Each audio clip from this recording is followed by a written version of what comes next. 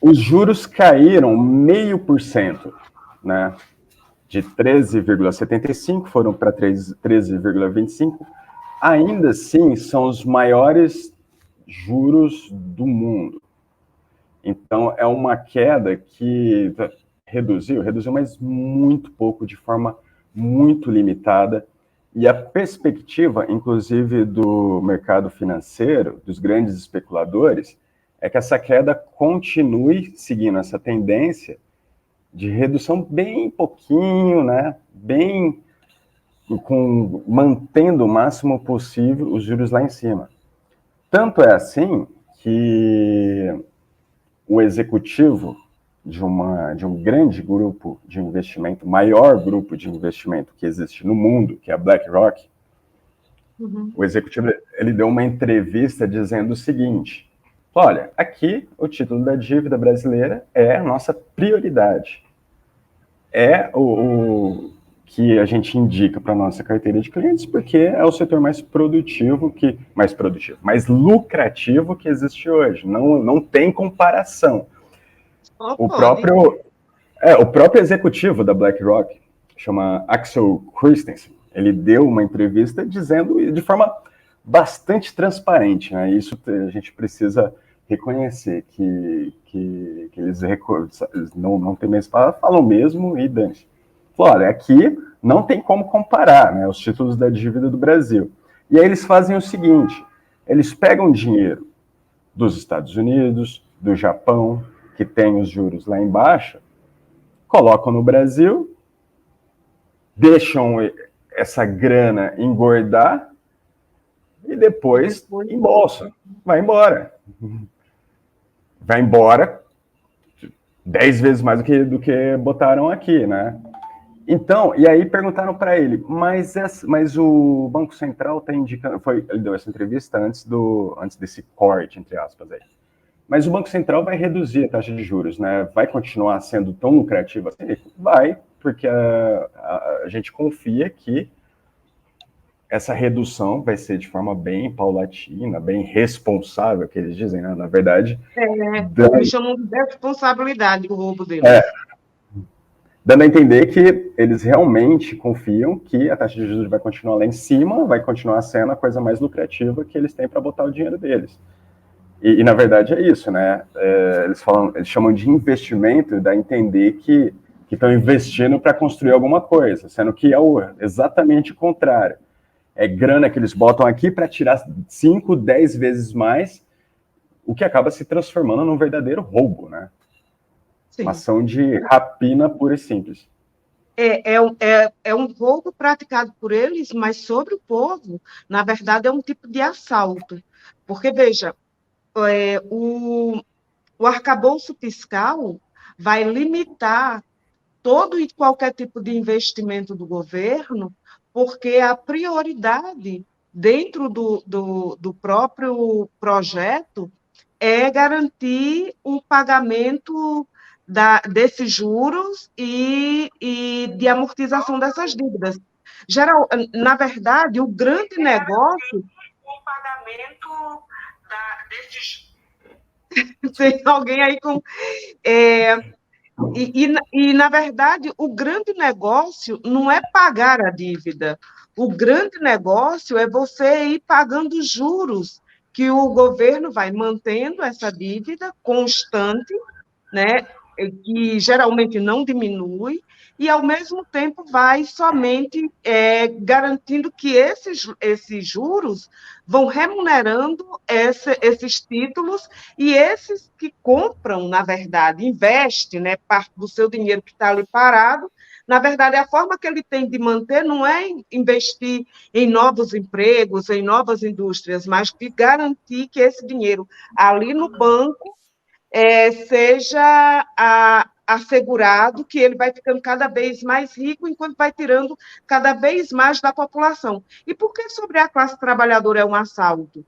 Porque independe da vontade dela, ela não decide. Quem decide sobre isso é o governo, juntamente com o Congresso Nacional, através dos mecanismos de regramento de pagamento da dívida pública, que se sobrepõe a qualquer outra necessidade. Então, na lista do governo, né, e isso era assim em todos os governos, e agora também no governo Lula, na lista sempre vem os bancos em primeiro lugar.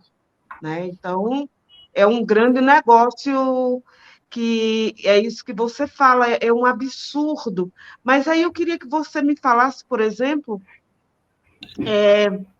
porque o valor, a quantidade que reduziu é muito pequena. Né? É um alarde muito grande para uma. Porque é quanto? 0,25% que reduziu? 0,25%. 0,5%. É muito pouco. Porque era 12 e passou para 11,75. É uma vergonha, né, não? Não um desaforo. É muito pouco, principalmente se a gente lembrar que você teve um crescimento exponencial dos juros no último período, principalmente nos últimos 3 anos, com aquela desculpa de que, né, vai combater a inflação. Beleza. Bom, no último ano, principalmente, você teve uma desaceleração da inflação geral, pelo menos, porque para o povo pobre, povo mais lascado, a inflação continua alta, o preço dos alimentos, o preço das taxas dos serviços públicos continuaram altos, mas, de forma geral, você teve uma desaceleração. E os juros continuaram, quando não subiram, estacionaram em 13,75%. Isso, na prática, você teve um aumento dos juros reais, porque descontando a inflação estava desacelerando, né? E os juros continuaram no mesmo patamar. Isso na prática, representa um aumento dos juros. Então, o que o Campos Neto, o que o Banco Central fizeram foi aumentar a taxa de juros reais nesse último período. E agora, quando a inflação geral, pelo menos, dá sinais mais evidentes de que está desacelerando, eles resolvem cortar 0,5%, que é muito pouco, muito pouco. A economia não vai aumentar, não vai expandir, e só fizeram isso porque não consegue. A taxa de juros estava tão alta que isso começou a gerar problemas entre os próprios setores da burguesia, porque ao você encarecer o financiamento, o crédito, você começa a afetar setores como a indústria, né, que precisa ter capital aí para construir coisa. O setor varejista, ele tem uma necessidade de um capital de giro muito grande. Então, a gente viu o que aconteceu com Americanas aí, né, que deu aí um golpe na galera, justamente por conta disso. Você precisa de ter um capital de giro gigante. E também é outro setor que estava se prejudicando. E foi por isso que a gente viu, inclusive, essa discussão entre o governo e Campos Neto por causa da taxa de juros. Não é que eles sejam contra o mecanismo da dívida, você remunerar banqueiro, é que estava afetando os próprios negócios desses setores. E mais do que isso... Desses grandes setores, porque os pequenos podem continuar pagando. Não, o povo está com 500% de juros no cartão de crédito, cheque especial está mais de 100%. É absurda, porque, veja, quem é que usa o cartão de crédito na classe trabalhadora e que tipo de despesas é que ele vai comprar? O que é que ele compra? Ele compra comida, prioritariamente, compra comida, né, no supermercado. Ou então compra remédio, né? Comida, remédio, roupa, né? Setor de vestuário, calçado. Depois é que ele vai, por exemplo, comprar eletrodoméstico ou móveis. Essas são as despesas mais comuns de quem tem um cartão de crédito. Aí você veja, os juros...